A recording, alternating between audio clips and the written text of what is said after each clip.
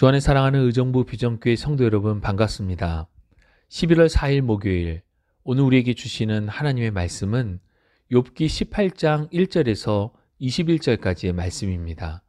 먼저 본문의 말씀을 봉독하겠습니다. 수아 사람 빌닷이 대답하여 이르되 너희가 어느 때에 가서 말의 끝을 맺겠느냐. 깨달으라. 그 후에야 우리가 말하리라. 어찌하여 우리를 짐승으로 여기며 부정하게 보느냐. 울분을 터뜨리며 자기 자신을 찢는 사람아, 너 때문에 땅이 버림을 받겠느냐. 바위가 그 자리에서 옮겨지겠느냐. 악인의 빛은 꺼지고 그의 불꽃은 빛나지 않을 것이요.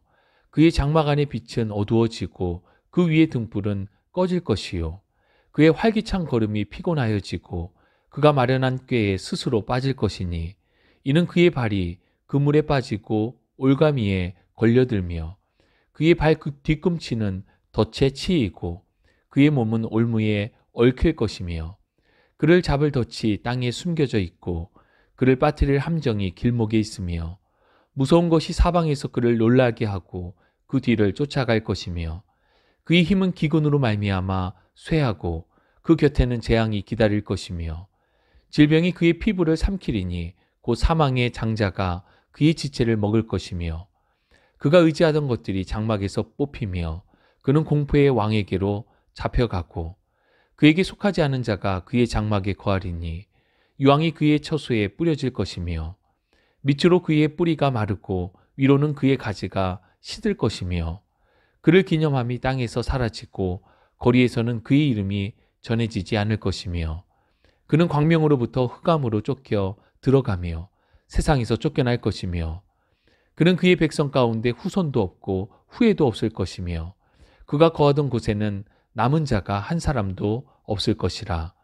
그의 운명에 서쪽에서 오는 자와 동쪽에서 오는 자가 깜짝 놀라리라. 참으로 불의한 자의 집이 이러하고 하나님을 알지 못하는 자의 처소도 이러하니라. 아멘. 욥과 친구들의 2차 논쟁에서 이제 수아 사람 빌닷이 욥의 말 이후에 얘기하기 시작합니다. 빌닷은 욥이 너무 말을 많이 한다라고 생각하고 있습니다. 2절에 도대체 말이 언제 끝나냐라며 자신의 이야기를 시작합니다.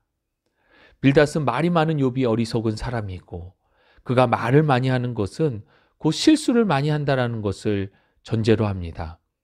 또한 욥이 말을 맞춰야 자신들이 할 말을 하지 않겠느냐며 욥에게 제발 말을 그만하고 자신들의 말에 귀를 기울이라 촉구합니다.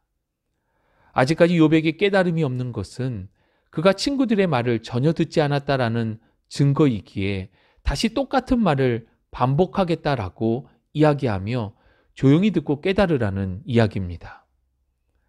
3절에 빌닷은 욥이 마치 부정한 짐승을 대하듯이 친구들을 대하고 있다고 항의하고 있습니다.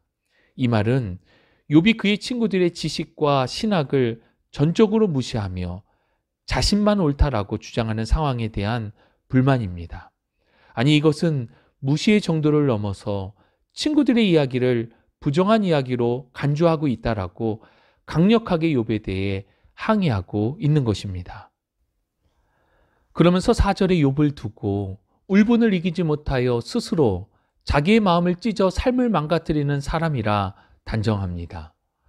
욥이 억울하다라는 주장은 그의 삶에 전혀 도움이 되지 않을 뿐만 아니라 오히려 해를 끼칠 뿐이고 욥의 상처는 그 스스로가 초래했다는 것입니다. 빌닷은 욥이 당한 일 때문에 땅이 버림받을 일이 없고 바위가 옮겨지는 일도 없을 것이다 라고 말을 하는데 이는 하나님이 세상을 통치하는 이치가 욥의 일 때문에 바뀌지 않을 것이다 라는 의미입니다. 즉 죄인은 벌하시고 의인에게는 복을 주시는 하나님의 권선징악의 원칙은 변하지 않을 것이고 따라서 지금 욥이 당하고 있는 고통은 그가 죄를 지어 당하고 있다라는 주장이 그 가운데 내포되어져 있습니다. 빌닷은 이러한 자신의 주장을 뒷받침하기 위해 악인에 대하여 여러 비유를 사용하여서 말을 이어갑니다.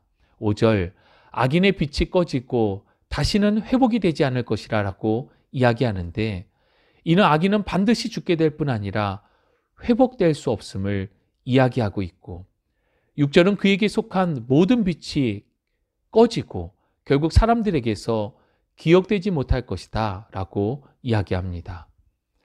7절은 악인은 삶의 활기가 지속되지 못함을 이야기하는데 그 이유를 두고 스스로 자기 꾀에 빠질 것이기 때문이라 밝힙니다. 남들을 잡으려고 파놓은 함정에 오히려 자신들이 그 함정에 빠지게 되고 이러한 상황이 결국 하나님이 보시기에 미련한 꾀라 이야기하고 있습니다. 8절과 10절을 보면 악인은 사냥을 당하는 짐승과 같다라고 비유합니다. 때로는 악인들이 세상에서 번영과 평안을 누리는 것 같지만 실제로는 그렇지 않다는 빌닷의 주장입니다. 악인들은 그를 잡으려고 파놓은 함정과 올무를 피해 다녀야 한다. 악인들은 심은 대로 거두게 된다. 그러므로 사냥을 당하는 짐승과 같은 악인의 삶은 결코 평안을 누릴 수 없다는 주장입니다. 11절로 13절은 악인은 자신을 파괴하려는 힘에 늘 쫓기는 삶을 산다는 것입니다. 악인들은 그들을 파괴하려는 어떤 힘에 끊임없이 쫓기는 삶을 살게 되는데 온갖 무서운 일들이 주변에서 일어나며 자연재해가 그들을 급습하고 질병이 그들을 공격한다라고 이야기합니다. 그런데 빌닷의 이러한 이야기는 욥이 경험한 일들을 염두에 두고 이야기하는 것이라 볼 수 있습니다. 이어지는 14절과 15절, 악인은 살기 위하여 온갖 덫을 피하고 그를 추격하는 힘에서 벗어나려고 노력하지만 이런 문제들에서 영원히 도망할 수 없다라고 간주합니다. 그러므로 결국 악인은 죽게 됐고 그의 집은 그와 상관없는 사람들에게 넘어가게 되며 그의 집은 더 이상 사람이 살 수 없는 곳이 되고 맙니다. 즉 이 땅에서 악인의 흔적을 모두 말끔히 지워 없앤다는 것입니다. 16절로 19절, 세상은 악인에 대한 기억을 말끔히 지우게 됩니다. 악인이 죽으면 그의 집안은 쇠퇴하기에 결국 자손들과 후예들도 없게 되고 하나님이 그가 이 세상에 남긴 흔적을 모두 지우실 것이기 때문에 세상 사람들도 그를 추억하지 않고 그의 이름을 기억하는 사람은 없게 된다는 빌닷의 주장입니다. 20절, 악인은 온 세상이 혐오하는 죽음을 맞이하게 된다 이야기합니다. 악인의 죽음에 대한 소식을 접한 사람들은 깜짝 놀랄 것이다 라고 이야기하는데 이는 그의 비참하고 혐오스러운 종말에 대하여 충격을 받게 된다는 의미입니다. 원래 사람이 죽으면 슬퍼해야 하는데 악인의 죽음은 슬픔이 아닌 충격을 남길 뿐 슬퍼하는 사람은 없다는 것입니다. 마지막으로 21절은 앞서 악인의 비참한 삶과 종말을 비유를 통해 이야기한 이후에 최종적 결론을 내립니다. 악인과 그의 집안은 이처럼 비참한 삶을 살다가 몰락하며 잊혀진다는 것입니다. 지금까지 빌닷이 주장한 악인에 대한 이야기는 누구를 향하고 있습니까? 네, 바로 그의 친구 욥을 향하고 있습니다. 빌닷은 욥이 악인일 뿐만 아니라 하나님을 알지 못하는 사람이라는 의미를 가지고 그러한 전제를 가지고 이야기하고 있습니다. 욥과 친구들의 논쟁을 보면서 차라리 친구들이 아무런 말도 없이 계속하여 욥의 곁을 지켜주면 좋았겠다라는 생각을 하게 됩니다. 위로하기 위해 찾아왔고 고통의 상황이 왜 찾아왔는지에 대해 함께 고민하며 신앙적 조언을 하려고 했던 취지와는 다르게 이제는 그저 어리석고 무식한 변론이 되어버렸습니다. 아니, 이 변론으로 인하여 계속되는 상처의 크기는 더욱 커져만 가고 있는 상황입니다. 주 안에 사랑하는 여러분, 말을 잘하는 것보다 중요한 것은 잘 말하는 것입니다. 경우에 합당한 말 한마디는 그 가치가 은 쟁반 위에 금사과와도 같습니다. 이것이 지혜입니다. 빌립보서 2장 5절, 너희 안에 이 마음을 품으라 곧 그리스도 예수의 마음이니. 예수님의 마음을 품고 예수님의 심정으로 예수님과 같이 말할 수 있기를 바랍니다. 말을 잘하는 사람이 되기보다 오직 우리의 속사람이 주님을 더 닮기를 사모하며 잘 말하는 지혜로운 그리스도인이 되시기를 주님의 이름으로 축복합니다.